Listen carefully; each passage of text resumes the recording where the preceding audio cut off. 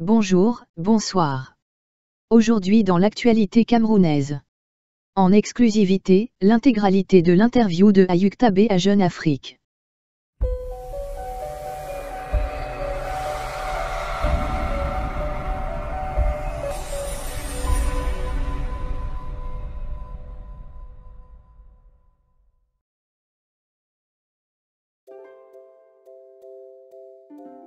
Dans une interview complète accordée à Jeune Afrique, Siziku Ayuk Tabé a réagi sur les récentes actualités du Cameroun, notamment le dialogue national ainsi que la participation des ex-combattants, la libération de Maurice Kamto et compagnie, et la poursuite de la lutte armée ambazonienne pour l'indépendance de la zone anglophone. Voici l'intégralité de son interview. Jeune Afrique, depuis 2 jours, seule la libération de Maurice Kamto et de ses partisans a occupé les débats. Tout d'abord, qu'avez-vous pensé de l'annonce de leur sortie? Ayuk Tabé, nous sommes très heureux que le professeur Maurice Kamto et ses compatriotes du MRC aient été libérés. Emprisonner des opposants politiques et réprimer l'expression politique sont des mesures répressives incompatibles avec la démocratie et l'état de droit. Avec leur libération, nous espérons qu'ils se battront pour faire de la République du Cameroun une société plus juste, plus humaine et plus équitable, dans laquelle les lois et traités internationaux sont respectés, la torture interdite et les droits de tous les individus respectés, y compris ceux des réfugiés et des demandeurs d'asile. Jeune Afrique, certains soutiennent que des négociations sont en cours pour votre libération. Qu'est-ce que vous avez à dire? Ayuk Tabé, nous sommes en prison à Yaoundé. Nous n'avons ni été contactés ni informés. Nous ne savons rien des négociations en cours pour notre libération, le cas échéant. En fait, nous sommes plus préoccupés par la liberté de millions de Camerounais du nord-ouest et sud-ouest que par nos libertés individuelles.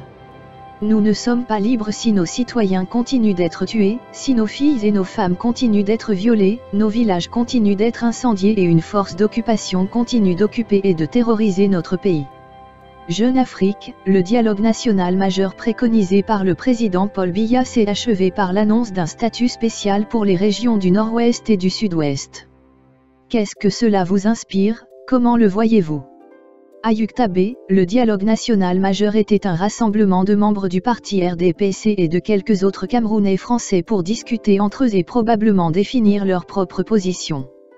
Notre position est ancrée dans le droit international, dans l'histoire et dans la culture.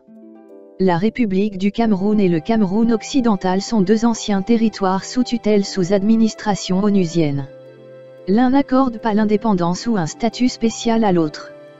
En tant que tel, il est évident que M. Biya n'a pas le pouvoir de décider de l'avenir du peuple de l'ancien territoire sous tutelle des Nations Unies du Royaume-Uni britannique, également connu sous le nom d'Ambazonia. Cette décision n'appartient qu'aux habitants de ce territoire. Jeune Afrique, le dialogue national majeur a-t-il été un grand bluff? Malgré le fait que 333 Ambazoniens sont supposés être libérés. Ayuk Tabé, le dialogue national majeur a été donné aux citoyens français camerounais pour résoudre leurs problèmes nationaux. Pour nous, le grand dialogue national était un non-événement. Notre problème avec la République du Cameroun est un problème international et ne peut être résolu par un dialogue national. Que M. Biya ait annoncé la libération de 333, la moitié des 666, de nos compatriotes n'a rien d'éclat. Ce nombre est insignifiant et il n'y a aucune justification pour détenir des militants pour l'autodétermination. La République du Cameroun compte plus de 3000 Ambazonais illégalement détenus. Les libérer tous et rendre compte des disparus est la bonne chose que M. Biya devrait faire. Jeune Afrique, des représentants d'Ambazonia ont pris part à ce dialogue. Cela ressemble un peu à votre reniement, n'est-ce pas? Serait-ce le début de la fin d'Ambazonia? Ambazoniens qui acceptent de participer à ce grand dialogue national, sont-ils des traîtres à la cause? Ayuk Tabé, soyons bien clairs, aucun Ambazonien ni aucun représentant d'Ambazonia n'a assisté au grand dialogue national de M. Biya. Dans le grand dialogue national, M. Biya se parlait tout seul. Jeune Afrique, quelle marge de manœuvre avez-vous encore? Vous êtes maintenant en prison. Il sera intéressant de savoir où vous en êtes avec vos convictions politiques, après avoir purgé une peine à perpétuité. Qu'est-ce qui vous fait persévérer malgré ce revers majeur? Notre conviction pour Ambazonia réside dans le fait que la vérité prévaut toujours. Nous ne faisons pas partie de la République du Cameroun et ne serons pas contraints de le faire. Les histoires de réussite de revendications légitimes à la nationalité abondent. La détermination et le succès de la Namibie, de l'Érythrée, du Timor oriental, de Djibouti et du Sud-Soudan nous inspirent. Jeune Afrique, alors que de nombreuses personnes sont tuées, victimes d'atrocités, de villages détruits et incendiés, de personnes déplacées dans les régions du nord-ouest et du sud-ouest, quelle solution proposez-vous pour mettre un terme à cette catastrophe humaine ? Quand vous observez ces soi-disant régions anglophones, vous ne voyez que des destructions, vous dites-vous, nous n'aurions pas dû aller aussi loin pour décider de faire sécession. Ayuk-Tabé, permettez-moi de commencer par corriger le fait que nous ne faisons pas sécession. Nous resterons notre nationalité. Je vous renvoie à la résolution 1608 des Nations Unies qui nous a accordé l'indépendance. De plus, nous ne sommes pas des régions anglophones, nous sommes les anciens Britanniques du Sud britannique, connus maintenant sous le nom d'Ambazonia. Un génocide perpétré par l'armée de M. Biya se déroule actuellement à Ambazonia. Pour y mettre un terme, M. Biya devrait déclarer un cessez-le-feu à la guerre de génocide qu'il a déclaré le 30 novembre 2017 et retirer ses troupes du nord-ouest et sud-ouest du Cameroun. Nous regrettons que le gouvernement de M. Biya puisse être aussi insensible et irresponsable, mais en tant que peuple, nous tenons à défendre la vérité et à défendre notre patrie de notre mieux, à tout moment et en dépit des difficultés, jusqu'au dernier homme debout.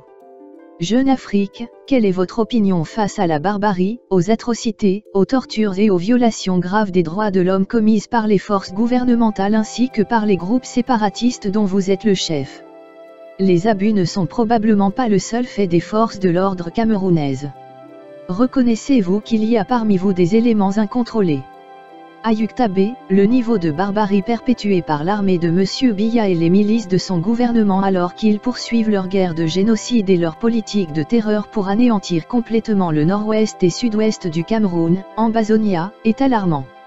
À la suite du génocide en cours au nord-ouest et sud-ouest du Cameroun, Ambazonia, environ 20 000 personnes ont été tuées, plus de 280 villes et villages ont été incendiés, plus de 120 000 personnes cherchent refuge au Nigeria et ailleurs, plus d'1 million de personnes sont déplacées à l'intérieur de leur propre pays ou vivent dans des arbustes et plus de 3 000 personnes sont incarcérées dans des prisons et des centres de détention. Il est également rapporté que plus de 4,5 millions de personnes risquent la famine. Nous savons avec certitude que M. Biya et ses milices militaires et privées seront tenus pour responsables de ces crimes. Même si nous n'exonérons pas les forces d'autodéfense ambazoniennes, nous savons également que le gouvernement de M. Biya fait tout ce qu'il peut au travers de sa milice privée, Atanga Jiboy, pour commettre des atrocités et les associer à des forces d'autodéfense, de manière à susciter la sympathie internationale. Seule une mission d'enquête indépendante peut établir les faits et jusqu'à présent, le gouvernement de M. Biya a résisté à toutes les demandes d'organisations humanitaires indépendantes visant à se rendre dans le nord-ouest et sud-ouest du Cameroun et à établir les faits. Jeune Afrique, accepteriez-vous de rencontrer et de négocier avec le gouvernement du Cameroun afin de trouver une solution de compromis à cette calamité ? Ayuk-Tabé, nous avons toujours été ouverts aux négociations pour mettre fin à ce conflit politique entre le Cameroun occidental et la République du Cameroun. La résistance vient de M. Biya. Toutefois, les négociations que nous attendons devraient être négociées par une entité indépendante, impartiale et crédible située sur un territoire neutre. Les négociations doivent s'attaquer aux causes profondes du conflit. Enfin, un mécanisme doit être mis en place pour garantir la mise en œuvre des résultats des négociations. Ce sont les bases pour la résolution de conflits et je me demande pourquoi le régime de Yaoundé a du mal à comprendre. Jeune Afrique, en présence de leaders politiques crédibles, accepteriez-vous de travailler avec eux sur des modifications de la constitution camerounaise, du code pénal et électoral qui conduira au retour du fédéralisme en tant que compromis pour la sécession ? Ou maintenez-vous le seul moyen de sortir est la sécession ? Ayuk-Tabé, le Cameroun occidental britannique, Ambazonia, ne fait pas partie de la République du Cameroun. Les résolutions de l'ONU qui ont accordé l'indépendance en adhérant à aucun moment n'ont ôté la personnalité internationale ou les frontières internationales du Cameroun occidental. Les modifications de la Constitution ou d'autres instruments juridiques du Cameroun français n'ont donc aucun rapport avec Ambazonia. Nous sommes prêts et disposés à travailler avec des médiateurs internationaux crédibles pour remédier aux causes profondes du conflit et parvenir à une solution durable. Jeune Afrique, à quel point cela peut-il devenir mauvais? Quel est selon vous le pire scénario si les choses ne se résolvent pas très rapidement dans les régions du nord-ouest et du sud-ouest? Ayuktabe, il n'y a rien de pire que le génocide qui se déroule déjà à Ambazonia. Nous prions l'ONU et la communauté internationale d'intervenir maintenant pour résoudre le conflit à Ambazonia. En tant que peuple, doté du droit à l'autodétermination, les Ambazoniens ont pris entre leurs mains le destin de leur nation et ne reculeront devant rien jusqu'à ce qu'ils restaurent complètement leur indépendance. C'est soit une indépendance totale d'Ambazonia, soit une résistance à jamais. Jeune Afrique, que pensez-vous de l'état de la démocratie au Cameroun? À propos des partis politiques d'opposition. Quelles sont vos relations avec le SDF ou le parti d'Edith Kawala? Y a-t-il encore de grands leaders politiques anglophones au Cameroun comme Mouna Foncha ou Andli? Ayuktabe, en se basant sur l'histoire de l'ancien Cameroun britannique, qui a été témoin des premières élections démocratiques en Afrique en 1958, notre évaluation de l'espace politique au Cameroun est qu'il y a un long chemin à parcourir sur le chemin de la démocratie République du Cameroun. Cependant, nous ne sommes vraiment pas intéressés par la politique de parti dans la République du Cameroun. Nous nous intéressons à ce qui nous arrive en tant qu'Ambazoniens alors que nous nous préparons à édifier notre pays, sur les bases posées par le Dr Andli et John Foncha dans les années 1950. Jeune Afrique, parlons de l'attitude de dignitaires anglophones tels que le cardinal Toumi. Ont-ils abandonné trop tôt? Ayuktabe, le cardinal chrétien Toumi est un chef religieux respecté, doté d'un esprit indépendant et du droit à son opinion. En tant qu'homme de Dieu, il est censé utiliser son pouvoir et sa position donnée par Dieu pour défendre la vérité et les opprimés. Si, comme tout le monde, il choisit de ne pas écrire son nom dans le temps, il le supportera. Les dirigeants africains tels que l'évêque sud-africain Desmond Tutu et d'autres au Nigeria et en Afrique centrale sont des exemples vivants de dirigeants religieux qui ont défendu le changement sociopolitique dans leur pays. Le cardinal Toumi, comme les autres dignitaires, a droit à son opinion. Mais seule la vérité prévaudra. Jeune Afrique, Albert Zongang a parlé aujourd'hui d'une forme de rapprochement entre le MRC et vous. Pouvez-vous nous en dire plus? Monsieur Albert Zongang était une autre victime de la barbarie du gouvernement français au Cameroun. Il a été enfermé dans la même prison que nous, prison principale Kondangui, Yaoundé. Nous avons interagi en tant que détenus et nous ne partageons aucune fraternité politique, car notre objectif est de restaurer l'état de notre nation. Nous ne nous mêlons pas à la politique franco-camerounaise. Jeune Afrique, dans vos propres mots, pourriez-vous s'il vous plaît dire qui est Siziku Julius Ayuktabe? Quand êtes-vous devenu intéressé par la politique? Comment êtes-vous devenu le leader et président de l'État autoproclamé d'Ambazonia? Y a-t-il eu un processus électoral au terme duquel vous avez été amené à la tête du groupe séparatiste? Ayuktabe, Siziku Julius Ayuktabe, est le chef élu du peuple. Il n'a jamais été intéressé par la politique partisane. En 2017, le peuple l'a sorti de sa vie tranquille pour continuer à diriger la quête du rétablissement de l'indépendance du Cameroun occidental, en remplacement du diacre Tassang Wilfrid, à la présidence du conseil d'administration. Il a été nommé président de la République fédérale d'Ambazonia par acclamation lors du 4e conclave en fin 2017, par les représentants du peuple. En tant qu'humble serviteur de son peuple, il bénéficie du soutien de ces peuples, comme cela a été démontré avec justesse le 1er octobre 2019. Jeune Afrique, pour certaines personnes, l'État autoproclamé d'Ambazonia était une blague. Pour d'autres, les Ambazoniens étaient simplement terroristes. Comment décririez-vous les combattants d'Ambazonia? Qui sont-ils? Vivre écorché. Ayuktabe, quiconque pense encore que le rétablissement de l'état du territoire sous tutelle du Royaume-Uni du Cameroun britannique, appelé maintenant Ambazonia, est une blague qui vit dans son propre monde. Histoire, droit international et culture justifient notre détermination pour Ambazonia. Résolution de l'ONU 1514 et 1608, l'article 102 de la Charte des Nations Unies justifie notre quête de restauration pour l'indépendance du Cameroun occidental. Certains nous ont appelés terroristes, certains sécessionnistes, certains séparatistes et certains rats et chiens. Rappelez-vous que vous pouvez toujours donner une mauvaise réputation à un bon chien afin de l'accrocher. Nous sommes des restaurateurs, luttant contre l'annexion et la colonisation de notre patrie, l'ancien Cameroun britannique. En ce qui concerne les groupes d'autodéfense appelés Ambaboy, ils sont nos héros. Sans armes, ils empêchent notre population d'être exterminée par la guerre de génocide de M. Biya et sa politique de la terre brûlée au Cameroun occidental, Ambazonia. Jeune Afrique, pouvez-vous nous dire comment vous avez été arrêté et emmené à Yaoundé? Ayuk Tabé, pour mémoire, nous n'avons pas été arrêtés, nous avons été enlevés par des hommes armés.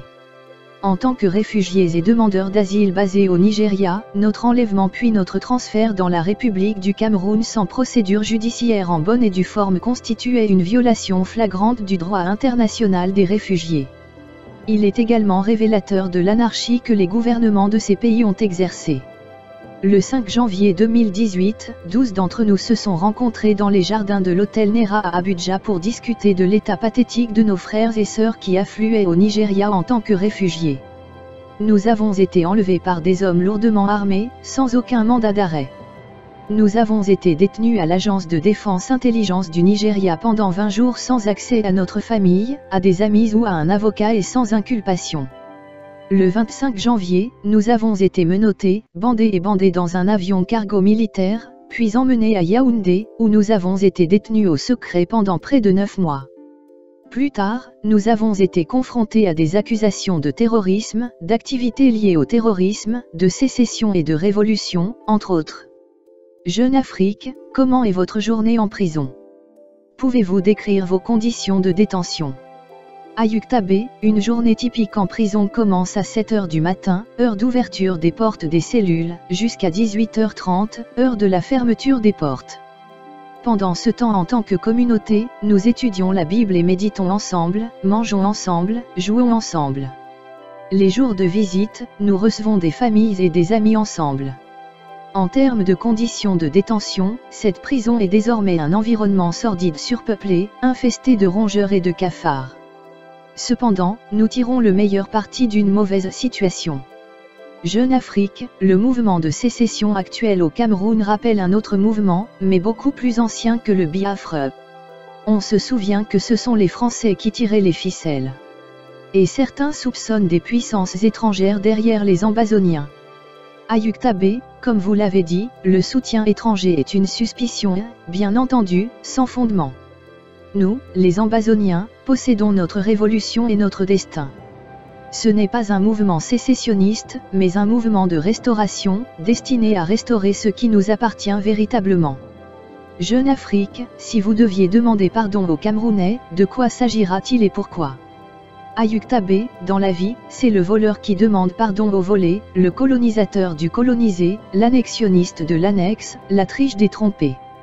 S'il devait y avoir un délai pour le pardon, il appartiendrait au peuple du Cameroun occidental de pardonner à l'ONU, au Royaume-Uni et à la France d'avoir dirigé sa colonisation par la République du Cameroun, après que l'ONU lui ait accordé l'indépendance le 1er octobre 1961. Ce sera le peuple du Cameroun occidental à pardonner à la communauté internationale d'avoir mis fin à la campagne Never Again contre le génocide, de rester silencieux pendant l'assassinat de milliers de Camerounais du Sud et de complicité de génocide perpétré au Cameroun occidental par les militaires et les milices de M. Biya. Jeune Afrique, il ressort du grand dialogue national que l'accélération de la décentralisation reste la seule issue. Le fédéralisme ne semble pas non plus possible. Quand vous dit que vous, les sécessionnistes, aviez atteint un point de non-retour, une rupture avec le gouvernement. Ayuk Tabé, comme je l'ai déjà dit, nous ne sommes pas des sécessionnistes mais des restaurateurs. En ce qui concerne le choix entre le fédéralisme et la décentralisation au Cameroun, les Camerounais français sont libres de choisir la forme de gouvernement qu'ils jugent bon pour leur pays. Le 1er octobre 2017, le statut d'État de l'ancien Cameroun britannique du Sud a été rétabli sous le nom de République fédérale d'Ambazonia. Jeune Afrique, votre situation actuelle qui vous éloigne de vos êtres chers est celle de nombreuses familles anglophones déchirées, déplacées dans les forêts, ailleurs au Cameroun et même dans les pays voisins à cause de la guerre. Vous qui êtes séparés de votre famille depuis votre incarcération, quel message avez-vous pour toutes ces familles ? Ayukta B, merci pour cette question et pour la possibilité de laisser un message à nos familles qui souffrent. Mes chers Ambazoniens, il est en effet une expérience pénible d'être séparés de vos proches en raison de notre noble parcours. Je les considère comme des sacrifices énormes et cela montre l'amour que nous avons pour Ambazonia. Je partage la douleur de chaque Ambazonien où qu'il soit, qu'il s'agisse de personnes déplacées, de réfugiés, de prisons, de centres de torture ou dans les zones sauvages. Rappelez-vous que certains de nos frères, sœurs, mères, pères et enfants ont payé le prix ultime, avec leur vie. Le sang de ces héros déchus ne sera pas vain. Où que vous soyez, défendez Ambazonia avec courage, détermination jusqu'au dernier homme debout. C'est soit une indépendance totale pour Ambazonia, soit une résistance à jamais.